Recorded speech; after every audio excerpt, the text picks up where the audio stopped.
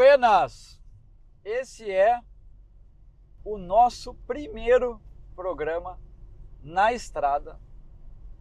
Nós estamos chegando na cidade de Jaguarão, na fronteira sul do Brasil, na fronteira com o Uruguai. Jaguarão tem a alcunha de Jaguarão, cidade heróica. E com muito prazer, eu anuncio o nosso primeiro convidado do programa, tio Flávio Cantão. Tio Flávio, que música nós vamos escutar para iniciar esse programa? Amigo Henrique e a todos que vão ouvir isso aí, meu boa tarde. Realmente essa pergunta é o seguinte: eu escolhi Veterano, talvez seja pela minha realidade, né? Que meus 70 anos, apesar de ter a cabeça dos 30, é uma realidade, é uma nova fase da vida da gente, que a gente vai sempre lembrando. Agora, o mais importante de ter tempo e caminho é que a gente tem muitas histórias para contar, muitas coisas vividas, e principalmente da nossa realidade de fronteira, né? Aqui dessa nossa maravilhosa fronteira de Jaguarão a Uruguaiana, subindo Itaqui, São Borja, toda essa fronteira nossa que tem tanta história para contar. É verdade. Bueno, vamos escutar então, tio Flávio. Veterano, Leopoldo Hacier.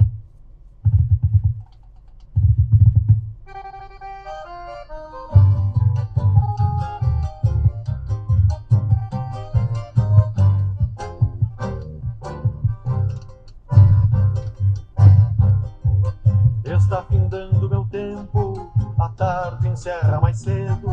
Meu mundo ficou pequeno e eu sou menor do que penso. O bagual tá mais ligeiro, o braço fraqueja às vezes. Demoro mais do que quero, mas alço a perna sem medo. Ensino o cavalo manso, mas boto o laço nos tentos. Se a força falta no braço, na coragem me sustento. Se lembro o tempo de quebra, a vida volta pra trás. Sou o bagual que não se entrega, assim não mais. Se lembro o tempo de quebra, a vida volta pra trás. Sou o bagual que não se entrega, assim não mais. Isso é uma coisa que eu sempre prestei atenção nessa música. Se lembra o tempo de quebra, a vida volta para trás. E claro, eu não tenho 70 anos, né, tio Flávio? Mas também já penso, se lembra o tempo de quebra, a vida volta para trás. Que frase, né, tia? Que poesia. Frase é. Bueno, estamos chegando na cidade de Jaguarão. E Jaguarão leva essa alcunha, esse título de Jaguarão, cidade heróica. Uma cidade que sempre se manteve fiel ao Império do Brasil. E nós estamos, nesse fim de semana, aproveitando, porque aqui em Jaguarão existem duas coisas que estão acontecendo. A comemoração da epopeia do 27 de janeiro e a festa da Rinconada. Mas antes de a gente saber o que aconteceu no dia 27 de janeiro, e vai ter aqui em Jaguarão um desfile comemorando, antes de saber o que é a Rinconada e antes de estarmos na Rinconada, a gente vai dar uma circulada pela cidade de Jaguarão, vamos visitar alguns pontos de interesse. E é claro que eu já estive em Jaguarão várias vezes, e um dos destaques de Jaguarão, além de ser uma cidade de fronteira, com toda a história que tem, não só do ponto de vista militar, como defesa, e o tio Flávio é craque nisso, como defesa do território nacional, mas do ponto de vista de intercâmbio cultural. A gente está literalmente na fronteira sul do Brasil. Jaguarão faz fronteira com o Uruguai pelo rio Jaguarão, então aqui existe muito intercâmbio entre o Brasil e o Uruguai. E Jaguarão também tem um belo patrimônio artístico, cultural, arquitetônico e que a gente vai conhecer um pouquinho desse patrimônio. A nossa primeira parada vai ser no centro de Jaguarão, na praça, no Largo da Bandeira. Depois nós vamos visitar alguns pontos mais. Tio Flávio, o que a gente pode dizer sobre essa condição de fronteira?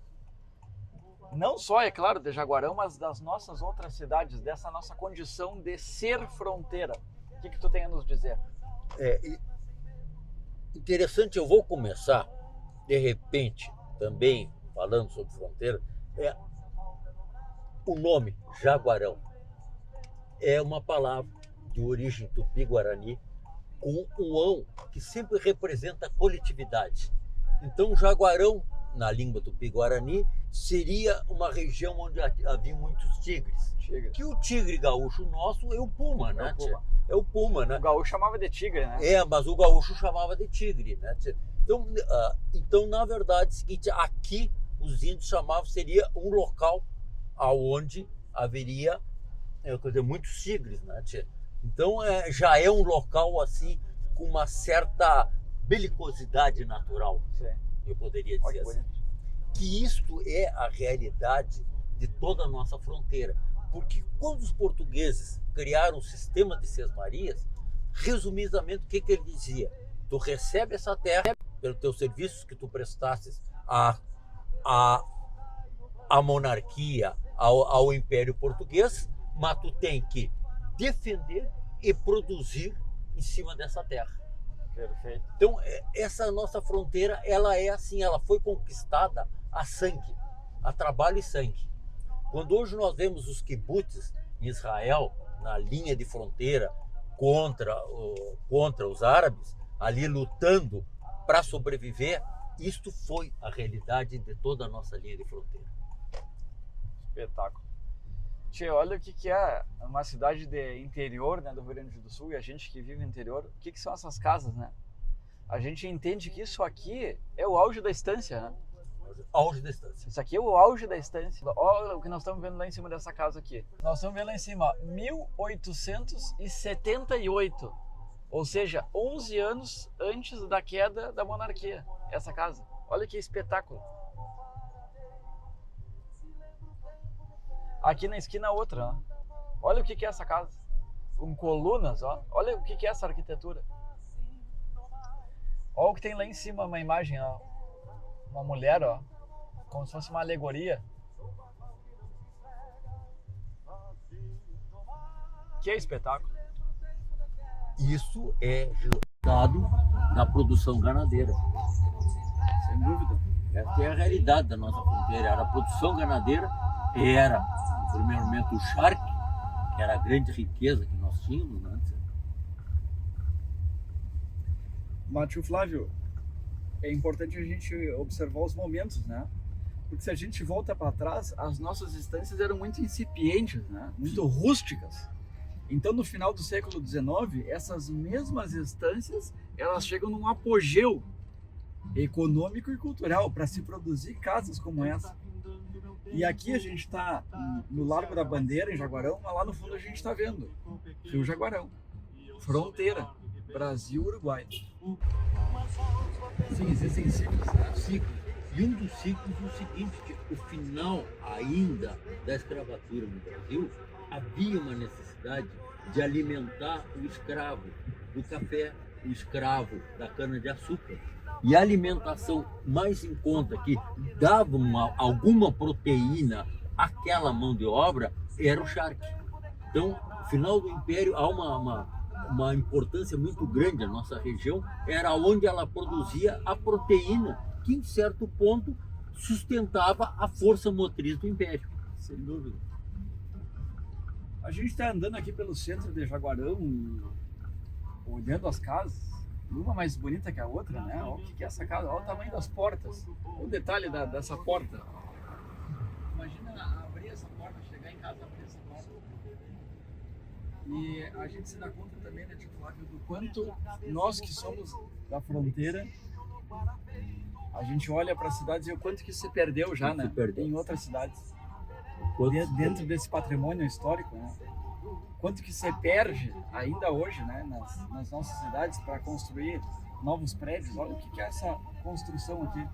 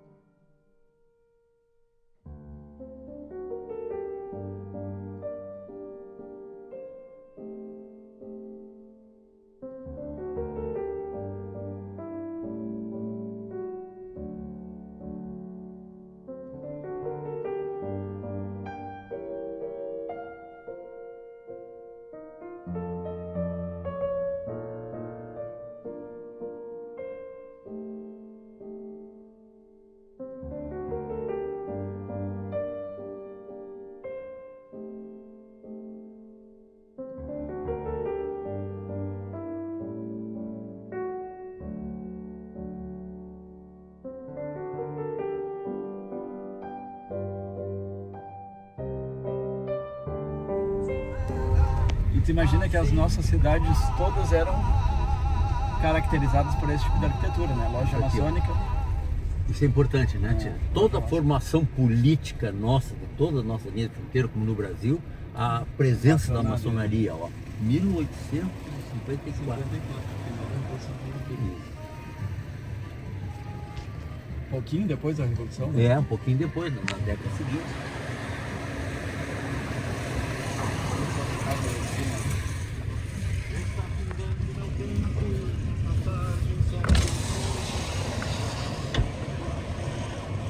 Tu viste que a maioria delas todas têm um brasão, né?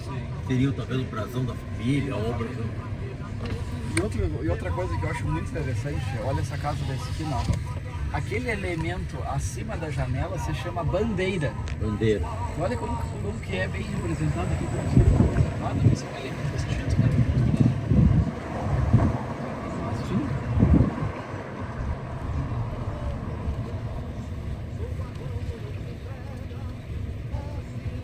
Que espetáculo.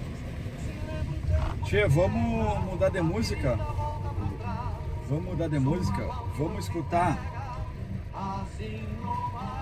Vamos escutar um grande amigo, que nós vamos encontrar ele mais tarde, um grande artista aqui de Jaguarão, filho do Coronel Bayard Bretanha Jacques, Rodrigo Jacques.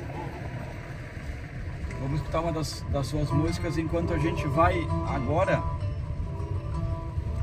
Vamos nos deslocar para um dos prédios mais antigos de Jaguarão, que é a enfermaria. E aí, né, tio Flávio?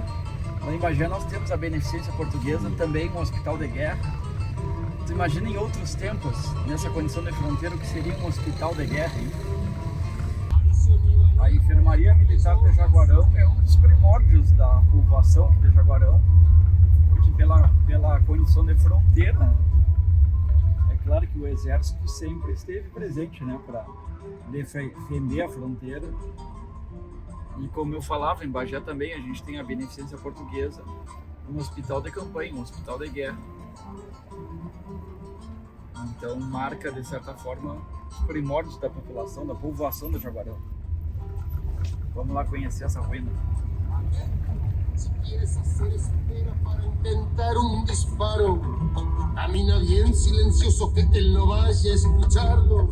Y si anda en caballo nuevo, sáquele el freno al atarlo.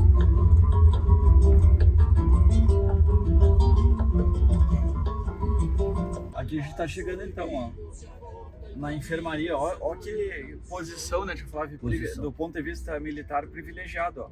Lá embaixo, a linha de fronteira, o Rio Jaguarão, e aqui uma unidade militar, uma enfermaria, mas claro, era um regimento, né? Um regimento. Vamos parar, dar uma espiadinha? Vamos.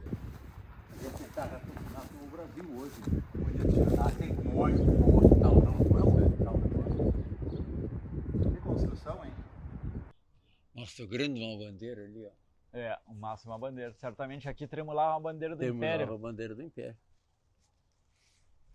Não há a menor dúvida. E possivelmente naquele frontão em cima lá podia ter o brasão do Império também, né? Sim, devia ter alguma. Devia ter o brasão do Império ali em cima. Espetáculo, hein, tia? E ela tinha, tu visto nos cantos ali, uns torreões, ó. É, Aquele todo com colunas.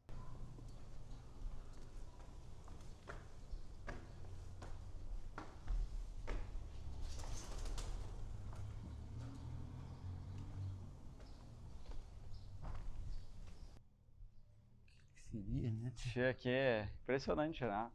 A amplitude de um prédio desse, né? Tudo um prédio, né, para a época. Ó as janelas.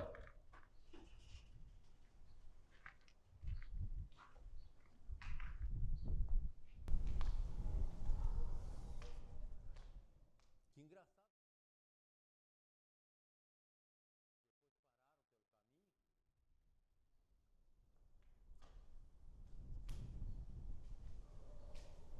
É, não, aqui existiu uma tentativa de reforma, né? É, houve alguma tentativa de reforma aqui.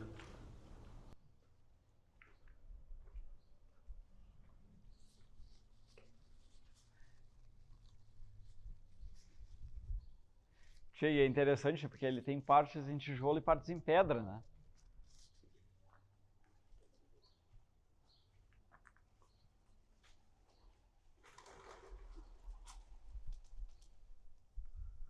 Imagina, hein, tio Flávio? Uma sala como essa cheia de cátere,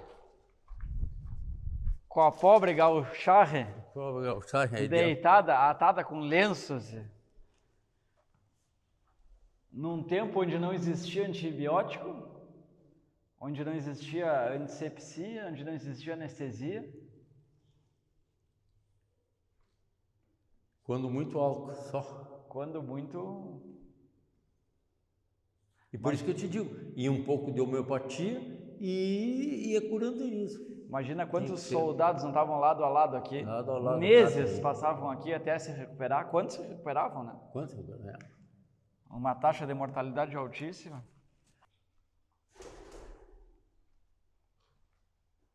É o que tu diz, ó, ela é de pedra, ó, lá no fundo. Sim, ó. não, lá no fundo é de pedra, ó.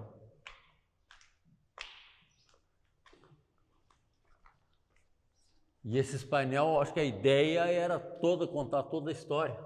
Pode ser, Nesses painéis. pode ser.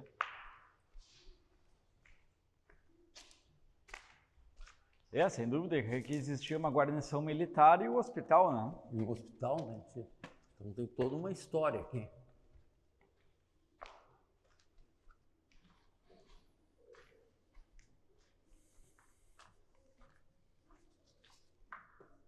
Olha aí.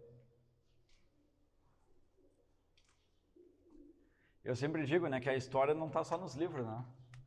Só que é a história pura do Rio Grande do Sul. Fico imaginando nessas épocas, né, o uniforme do soldado, o tipo de equipamento. Equipamento.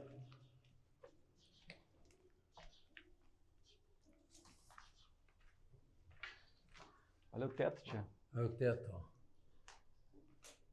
Espetáculo, hein?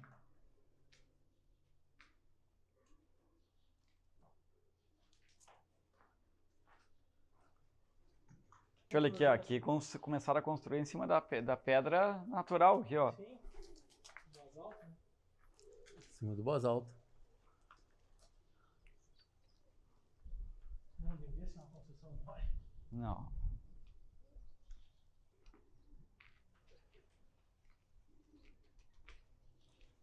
Tudo voltado, com Olha aqui, todas tia. aquelas construções, tudo voltado para um pátio interno, né, tia? É, olha que troço louco, ó.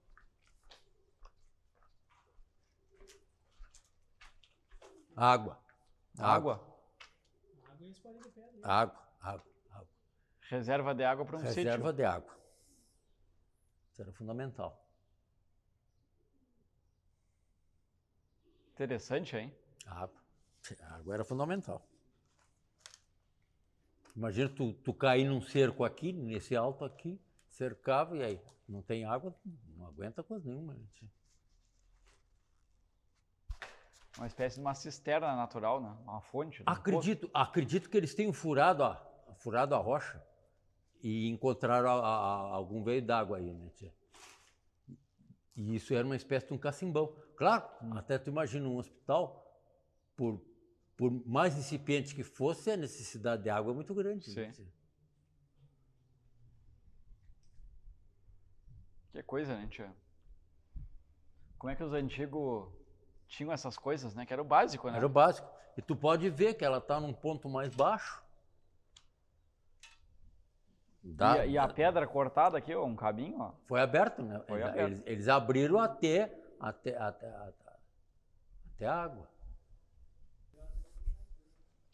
Agora que espetáculo, aquela área com colunas, né? Aquilo depois acima devia ainda ter um telhado, né?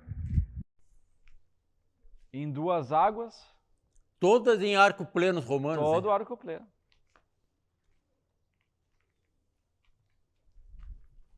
Espetacular.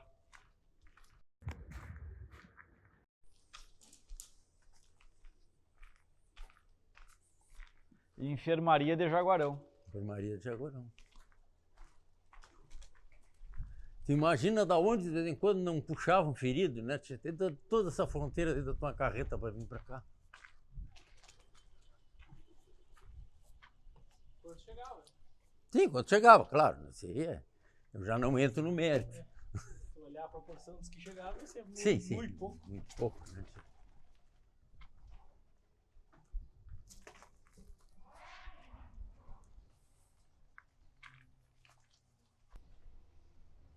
Espetáculo, hein? Primórdios de Jaguarão, da nossa fronteira sul do Rio Grande do Sul. Vamos adiante? Vamos em frente.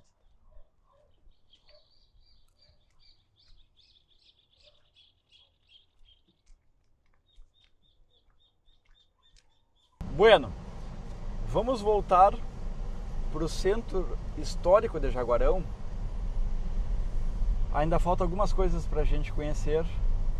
E aqui em Jaguarão, uma das grandes personalidades que são naturais de Jaguarão é o Dr. Carlos Barbosa Gonçalves, que foi, na época, governador do Rio Grande do Sul entre o primeiro e o segundo mandato do Borges de Medeiros, republicano. E aqui em Jaguarão existe a sua casa, que hoje é uma fundação, e lá é um museu da sua família, da família do Carlos Barbosa, e é uma casa que está intacta como se fosse do século XIX. Vamos ver se a gente tem a sorte de conseguir acessar esse museu. Vamos ver se está aberto. Esse museu fica no centro da cidade de Jaguarão. Ó, tem uma porta aberta, ó. Porta aberta, já é alguma coisa. Já é alguma coisa. Eu acho que tá aberto, hein? Ali. Eu acho que vão dar sorte.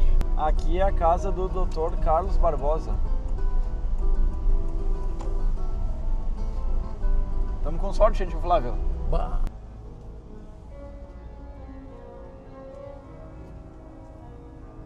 Espetáculo, gente, Flávio. Bom. Bueno, chegamos aqui no Museu Carlos Barbosa e quem vai nos receber é o Teodoro. Nós vamos fazer uma visita guiada, então. Teodoro, a gente subiu essa escada e a primeira coisa que a gente viu foi aquele busto do Bento Gonçalves lá. Onde que a gente está e por que o Bento Gonçalves está lá em cima?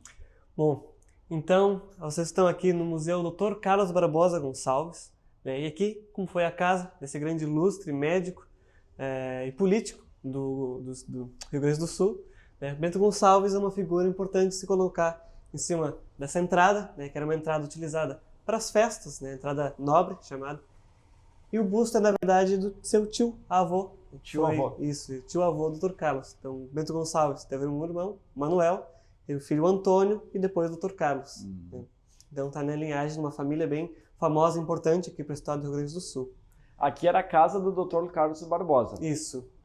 Então, essa casa ela começou a ser construída em 1872, mas a construção demorou 14 anos, né? Então a casa só foi ficar definitivamente pronta no ano de 1886. Então hoje ela tem 138 anos de existência. Uhum. Por onde é que a nossa visita começa? Por aqui mesmo, né, na Entrada Nobre. Mas antes queria dar uma breve introdução também ao Dr. Carlos. Né? Ele nasceu em 1851, casualmente na cidade de Pelotas, porque a família estava lá, mas como veio com uma idade muito tenra aqui para Jaguarão, se considerava jaguarense.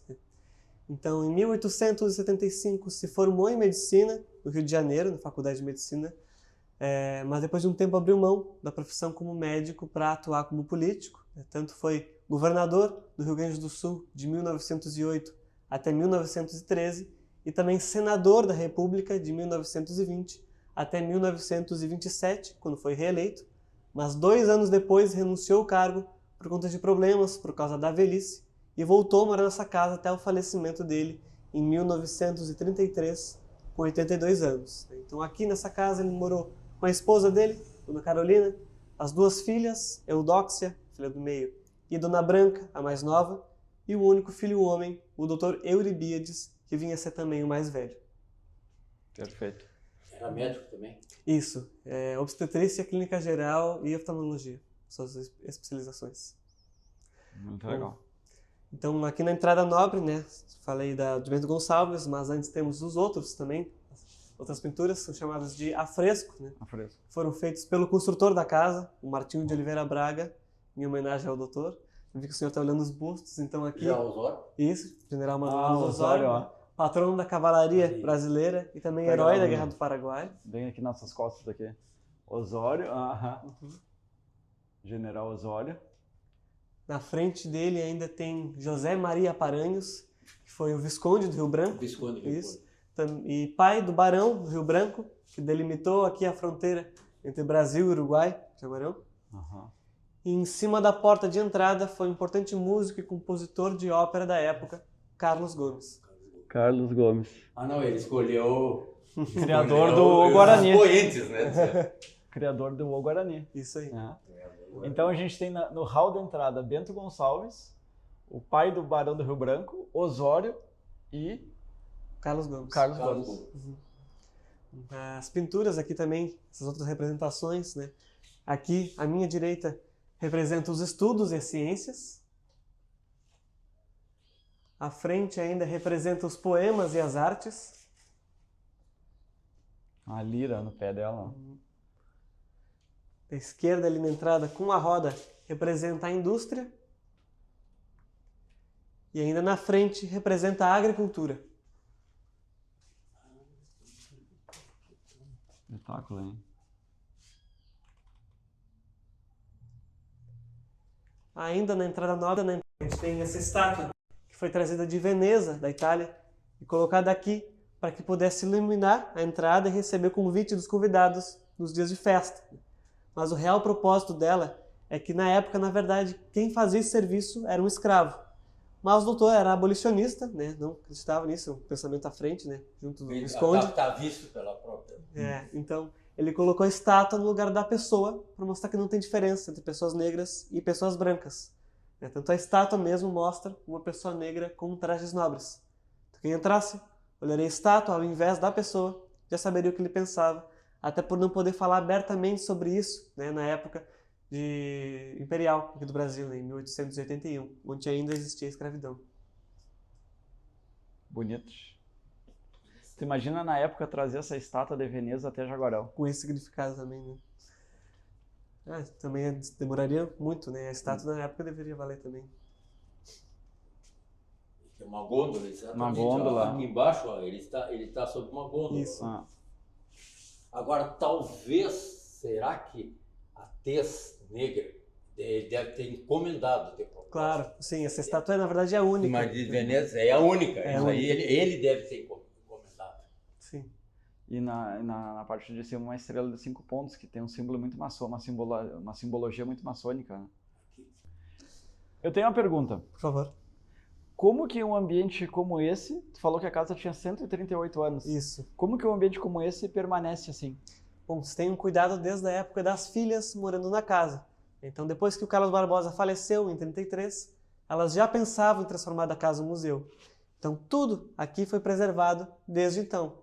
Por isso, a preservação, né, e depois que se cria a fundação para cuidar da casa como museu, também se continuou esse restauro, tudo.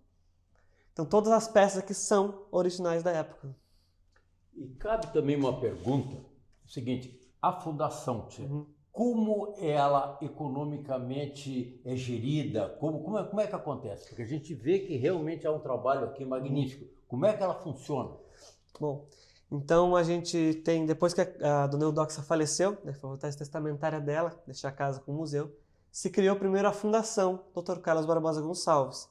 Se geriu em vida, né, quais seriam os conselheiros, a gente tem um total hoje de 11 conselheiros, mas eram 13, e um presidente do conselho. A renda vem principalmente da rural, né? Então a gente tem a Fazenda Santa Isabel, nossa maior provedora, né, que a gente arrenda para a plantação de soja, também cria gado, e onde vem a maior renda. Mas tem outras propriedades aqui na cidade, por exemplo, também, que a gente aluga para comércio, tudo. Aqui, por exemplo, temos o Tiaraju, que também é um prédio histórico, né? Foi delegacia de polícia antigamente, e são vários quartos que a gente aluga. Então vem muita renda. Então a fundação tem várias propriedades e esse valor vem para preservação. Para preservação, salário dos funcionários, tudo aqui. Espetáculo. O que é essa sala aqui?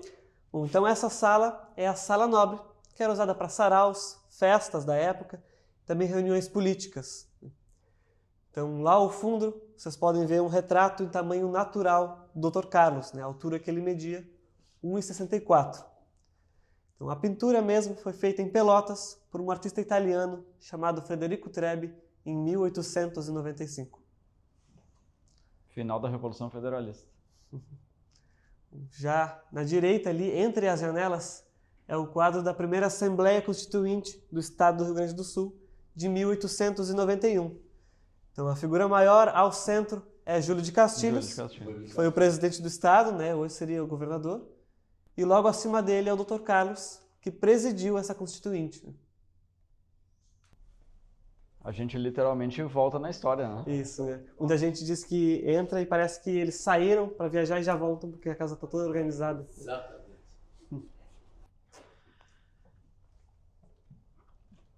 Eu preciso falar, a nós maragatos, ver esse retrato do Júlio de Castilhos causa um certo incômodo.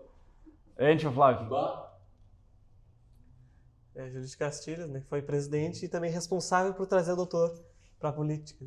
O que é essa bandeira aqui? Essa bandeira do Rio Grande do Sul, hasteada quando foi governador. Quando ele foi governador. Uhum. Nós estamos falando de uma bandeira do Rio Grande do Sul de 1908. Isso. Ali também tem a Constituição do Rio Grande do Sul, a primeira Constituição, né, de 1891. Uhum. Vou fazer uma provocação para o nosso maestro. Será que sai o início do hino rio-grandense? Sai todo.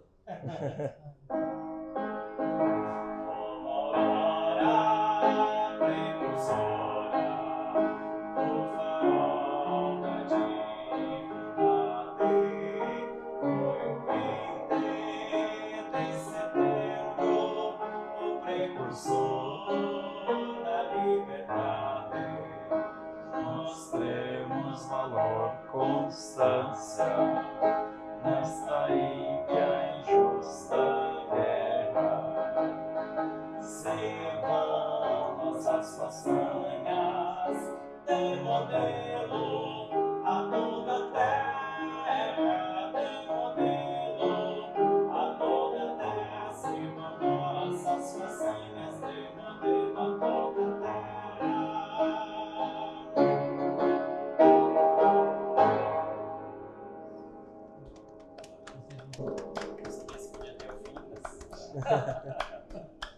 Espetáculo. Pega o arroba dele, mas nós marcaram. Depois pegamos. Muito bonito, tia. Parabéns. Eu sei que não pode aplaudir o hino, mas é que aí é a execução, né? Isso, a gente tinha que aplaudir. Tem que, né? O Uruguai ali aplaude, nós em Jaguarão aplaudimos todos os hinos. Tem que aplaudir. Muito bonito. Parabéns. Parabéns.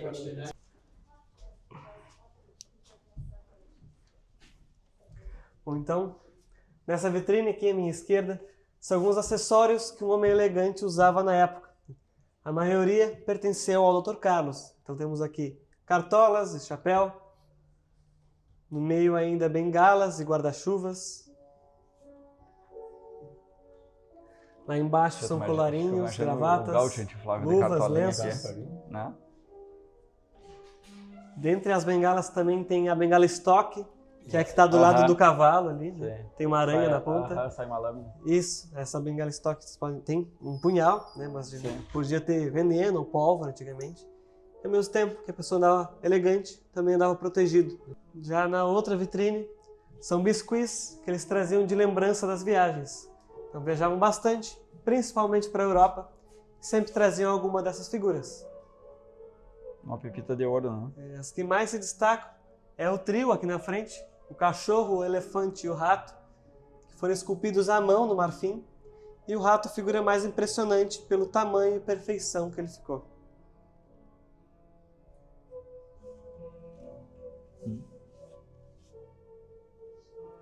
Outra bastante bonita é essa lá embaixo, a carruagem. Né, chamada de O Perfumista. Então a carruagem é toda feita em cristais de bisotê e os perfumes vermelhos feitos em cristais de Murano. E esse aqui então é a árvore genealógica da família Gonçalves da Silva. Então esse daqui, Bento Gonçalves, que teve como irmão o Manuel, foi então avô do Dr. Carlos. É a linhagem que termina na Lucim em 2007. E não se tem mais descendentes diretos, né? Mas ramificação da família por parte do Manuel Gonçalves. Então aqui, por exemplo, teve os 2 filhos, né? E aqui o Gabriel, que dá para os Gonçalves da Silva hoje. E o Clóvis, que é o presidente, ele é Gonçalves por parte do Manuel. Então tem um grau aí de parentesco com o Carlos Barbosa. 18 mil hectares. O governador português Francisco recebeu em 1824 uma sesmaria com 18 mil hectares de terras limitadas pelo Arroio Quartel-Mestre, Rio Jaguarão, Lagoa Mirim e Arroio Juncal, indo até a estrada de Jaguarão a Pelotas. Francisco. Espetacular aí. Olha a fachada, a altura dela. Vamos à saída? Tá, primeiramente eu queria agradecer vocês por terem vindo aqui prestigiar o museu, gravar, acharam importante, né? Conhecer e mostrar para as pessoas de fora das cidades aqui do Rio Grande do Sul, e conhecer esse patrimônio tão grande aqui no Rio Grande do Sul. Te agradecemos aí pelas explicações. Espetacular. Muito obrigado, meu velho. Muito obrigado. felizes de conhecer aqui. Obrigado. Espero vocês para uma próxima visita. Tia, a gente sai de um museu como esse realmente impressionado, né? De primeiro isso ser aqui em Jaguarão, ser tão perto da gente e ao mesmo tempo perceber a riqueza do patrimônio que tem aí, a riqueza de um acervo, um museu realmente espetacular, com um cuidado muito importante. Tivemos uma aula de história com uma visita guiada que realmente nos surpreendeu. Espetáculo, né, Tio Flávio? Impressionante. E o que mais além de tudo isso que tu falou, importante é o seguinte, a visão das pessoas de deixar os meios para que essa fundação sobrevivesse. É verdade. Então a estância que foi deixada, o campo que foi deixado, entendeu, para a fundação, e ainda com 2 missões. Uma delas, manter esse acervo cultural, e o outro no aspecto assistencial. Sim. Que eles dão assistência a vários projetos sociais. Sim. Aqui dentro de Jaguarão. Então é alguma coisa assim que a gente sai impressionado, né? Impressionado. Num país como o nosso, em que a cultura luta sem meios, não é, para conseguir meios, e nós encontramos aqui um projeto redondinho, fechado. Eu vou ligar o pisca-alerta aqui, vou parar no meio da rua, porque a porta do Teatro Esperança está aberta. Eu acho que abriram para nós, tio Flávio. Vamos ali dar uma espiada, né? Como quem não quer nada.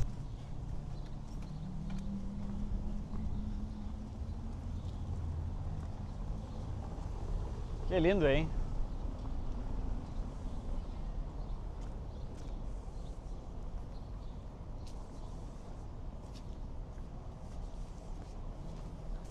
Olá, tudo bem?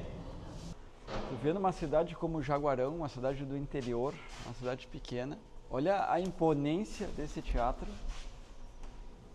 com galerias. Que espetacular.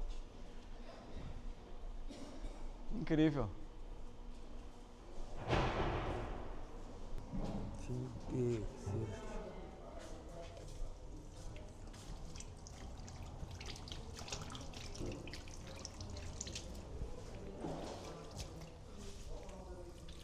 Aqui, nessa avenida é a 27 de janeiro, onde hoje vai passar o desfile que ocorre aqui em Jaguarão. 27 de janeiro é uma data muito especial para a cidade de Jaguarão. Aqui aconteceu o que a cidade chama como uma epopeia do 27 de janeiro e que a cidade recebeu de Dom Pedro o título de Jaguarão, cidade heróica, e nós vamos saber um pouquinho mais sobre o que aconteceu no dia 27 de janeiro de 1865, e aqui logo mais vai passar o desfile comemorativo dessa epopeia. A igreja está aberta também, ó. Demos sorte, ó. O Magnum convidou a gente para conhecer o órgão da igreja. Ele toca aqui, então ele nos concedeu essa licença de subir lá para dar uma espiada.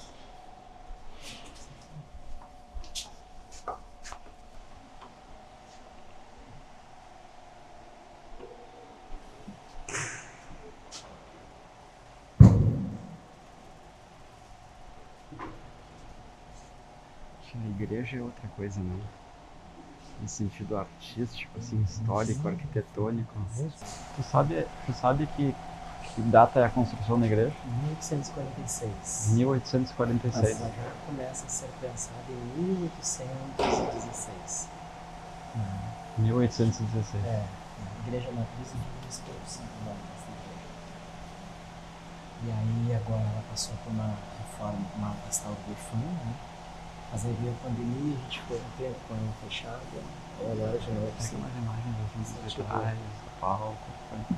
E dentro dela o barroco tardio, né, o estilo dela, né, o clássico barroco tardio,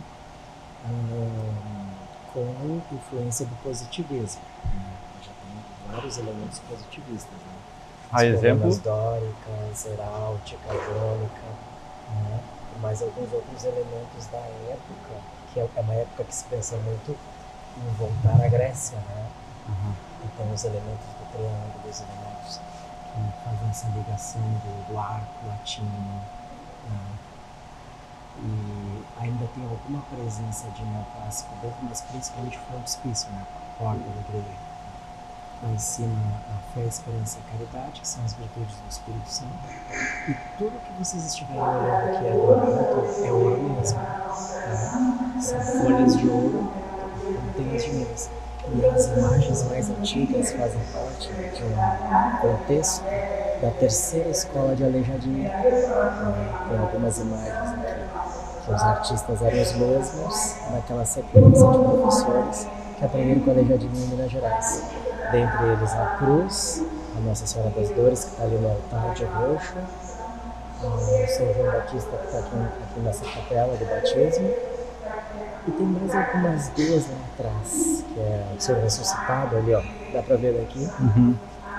As Madonas vieram da Espanha, e a imagem mais nova daqui é o São Francisco de Paulo, que foi trazido há uns 4 anos, porque o padroeiro da arquidiocese é São Francisco de Paulo. Então essa é a ligação que a gente tem com a arquidiocese. Aqui é Pelotas, o nosso bispo é de Pelotas. Né?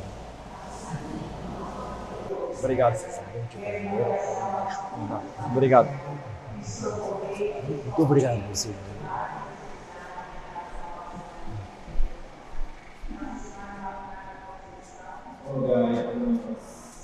Bueno, a gente está em Jaguarão. Jaguarão, antes de mais nada, é um rio. É a fronteira com o Uruguai. Então vamos conhecer esse rio e a ponte que liga a cidade de Jaguarão a Rio Branco, no Uruguai. E ver como já é próximo ao centro histórico. A gente acaba de sair da igreja da Matriz e já ali está o rio. Vamos lá conhecer. Jaguarão com uma ponte também de uma arquitetura muito característica, né? Uma ponte icônica na fronteira.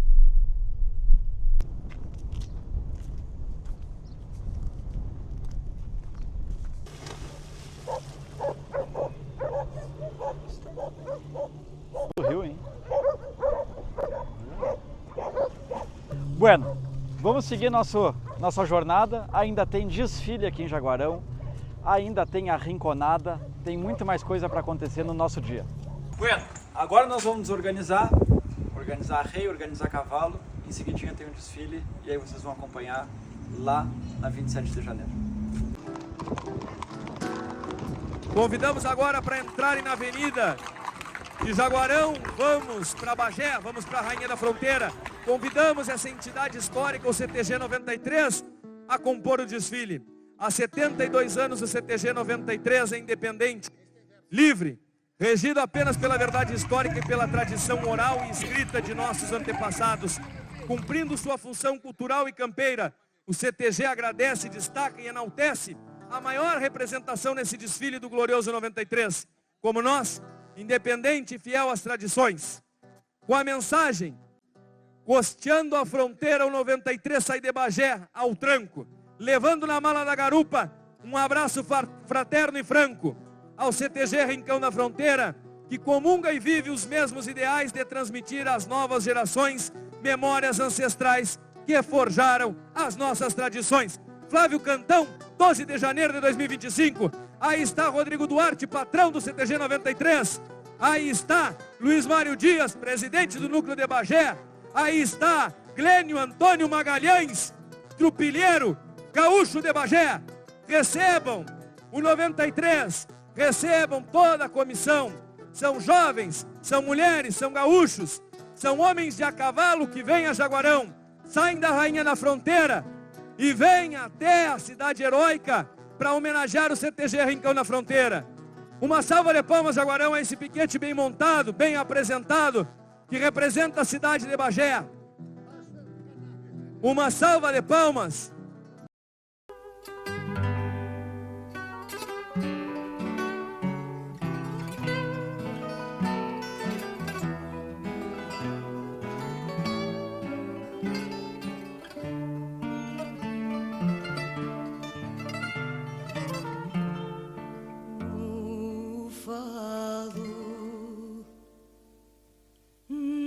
Nasceu um dia quando o vento mal bolia e o céu.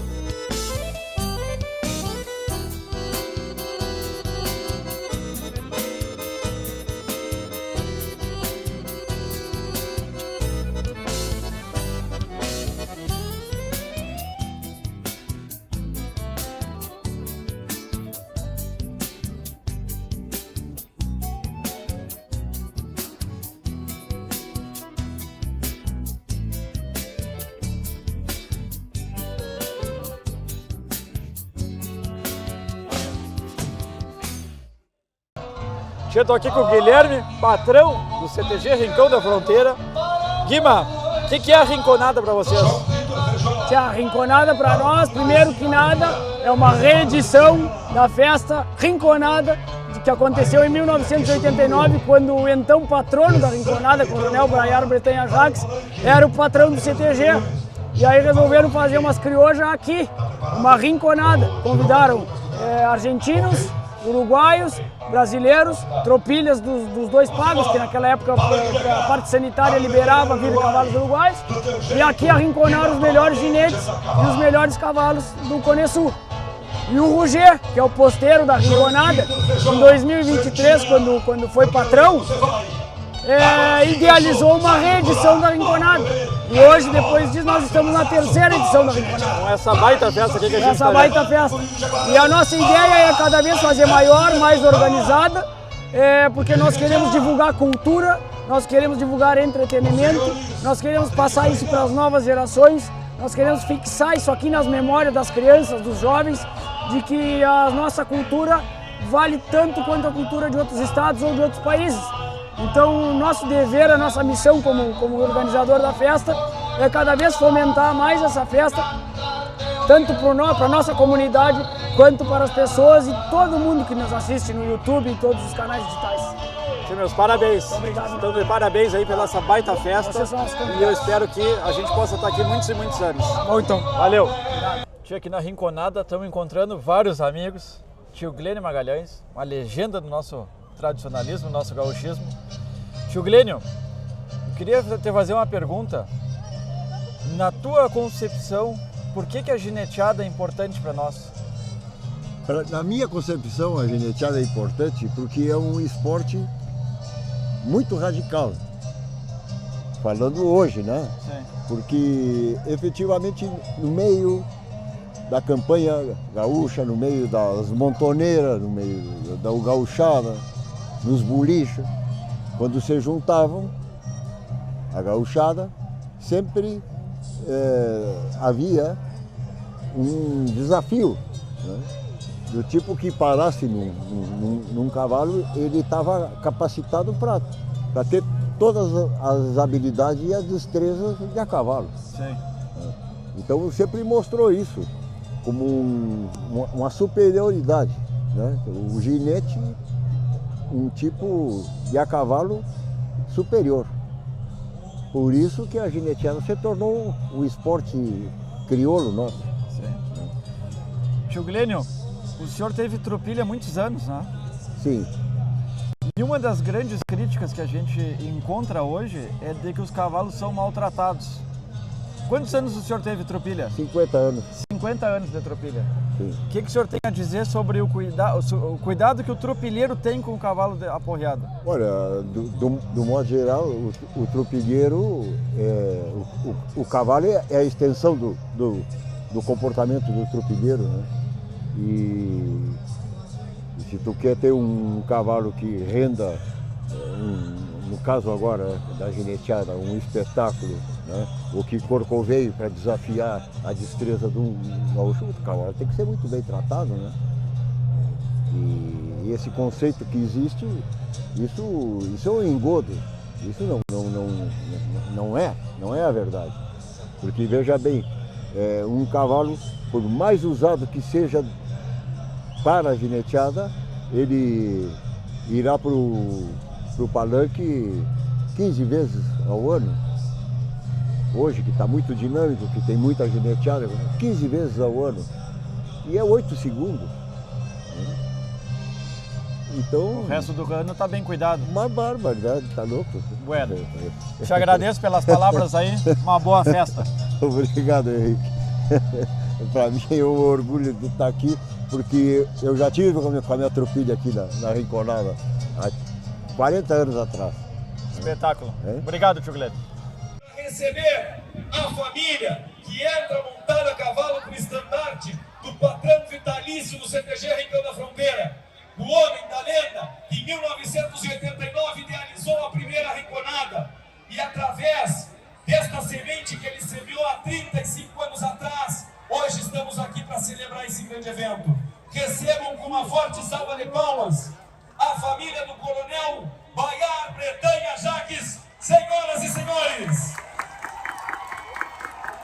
Como estandarte, convidamos o Luiz Inácio Jaques, que traz o estandarte de patrão de honra vitalício do CTG. Entram a cavalo junto com ele Rodrigo Jaques, João Pedro Jaques, Diogo Jaques com a Rafaela. Entra Ciro Jaques com a Manuela na garupa. E aqui os já nomeados: Marília Jaques, Joaquim Pedro, Maria Pilar, Cristiane, Arthur, André Luiz, Martim e Manuel. A história da família do Coronel e da Dona Ana. Antônio Pilma, rasga a guitarra e com vocês o poema Página Viva, de Otávio Lisboa, na garganta de Heraldo Amaral e na guitarra mágica de Antônio Pilma. podem deixar frutos, sementes por onde passa. Há quem pense que o exemplo mora num bronze de praça, mas a real permanência entre o estribo e o chapéu sabe por boa memória que um tanto da nossa história começa com o coronel. De Jaguarão ao Paraguai, do Paraguai a Brasília, andar cortando fronteiras também é fazer família. E a tua, sei que te abraça por reconhece o abrigo, neste pampa que se expande, quem é filho do Rio Grande divide o sangue contigo. Por Maior Montanha Jaques, teu nome assim no rincão, e um tempo de bons cavalos pro barco de equitação. Se o gaúcho fosse um livro nessa trajetória altiva, de tanto ser referência, no capítulo Querência, tu eras página viva. Dos regimentos formados com 1000 semblantes de guerra, a tua espada dourada que guarda a alma da terra. E se procuro nas horas onde encontrar transcendente, com os olhos de quem se acha calçando bota e bombacha na granja do presidente. Nas voltas de 89, por ventos de gineteada, dos teus braços de campeiro a primeira rinconada. E aqui, Coronel Baiar, é nosso aplauso e gratidão. Esteio para a vida inteira, que ainda firma a bandeira dos pagos de Jaguarão. Emoção, Maracões!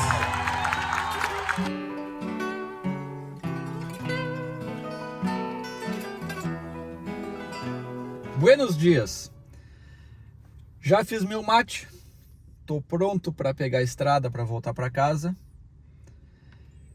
E antes de voltar, eu queria comentar com vocês, e eu prometi que ia falar sobre o 27 de janeiro aqui em Jaguarão, por que que tem esse desfile aqui na cidade, por que que nós vimos toda essa representação, toda essa presença aqui na cidade.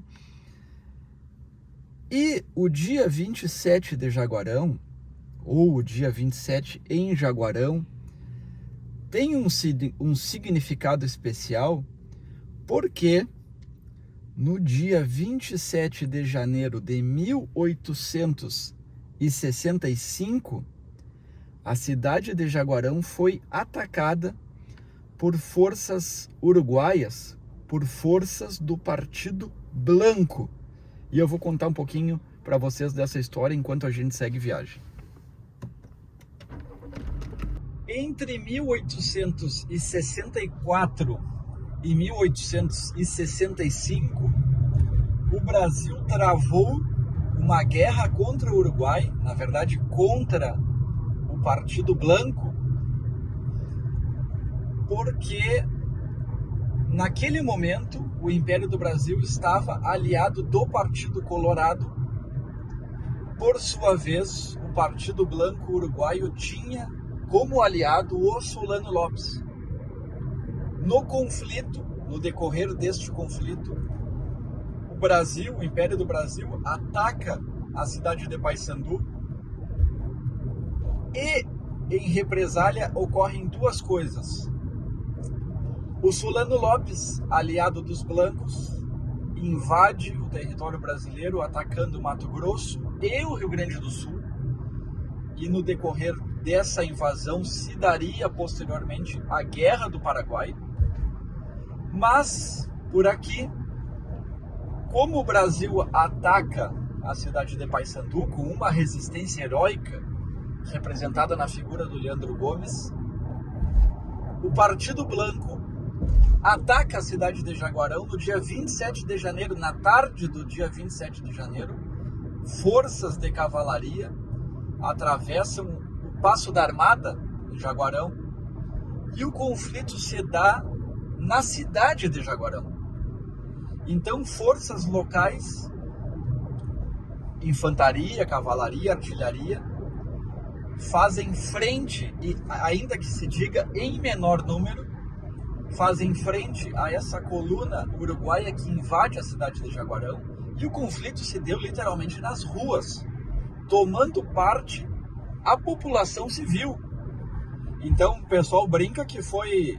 Claro que existiu o exército do Império do Brasil, com todas as suas forças, e como eu comentei, ainda que em menor número, mas o pessoal conta que era, usar a expressão bem chula, véia de frigideira dando na cabeça dos soldados blancos. E é claro que aqui tem um pouco de mito, mas literalmente a população civil tomou parte nessa luta.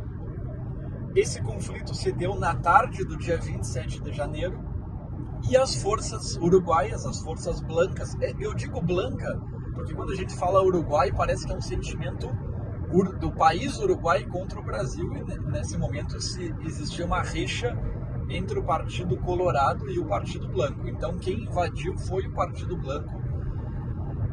E após essa tropa ser repelida de Jaguarão, essa coluna ainda excursionou no interior do Brasil, seguiu em território brasileiro, pelo interior de Arroio Grande, pelo Herval, quando forças de Jaguarão, forças de Pelotas, forças de Bagé, na figura capitaneados pelo Silva Tavares, partiram em perseguição a essa coluna, e os três então reunidos conseguiram expulsar essa coluna, que fez grande pilhagem em grãos, em cavalos, em gado e inclusive em escravos. Então essa coluna fez sérios danos ao interior da região sul ali do Rio Grande do Sul, da fronteira, até serem expulsos. E então, esse desfile que nós vimos e que nós participamos com muita honra é a comemoração desta epopeia chamada 27 de janeiro, quando eu explicava para vocês então dessa invasão blanca ao território brasileiro e à cidade de Jaguarão. E essas são um pouquinho das histórias que permeiam a nossa cultura e que fazem parte das nossas cidades da fronteira e, é claro, do nosso Rio Grande do Sul e, por que não, do Brasil. Sigo na estrada aqui já, quase chegando em Porto Alegre. Esse foi o nosso primeiro programa na estrada e ainda vamos visitar muitos lugares interessantes. Vamos visitar muitas cidades com muitas histórias como essa. Vamos visitar estâncias, vamos visitar museus, vamos trazer a história de pessoas, de localidades que nem sempre são tão bem faladas ou tão bem contadas. Então espero vocês no próximo Na Estrada.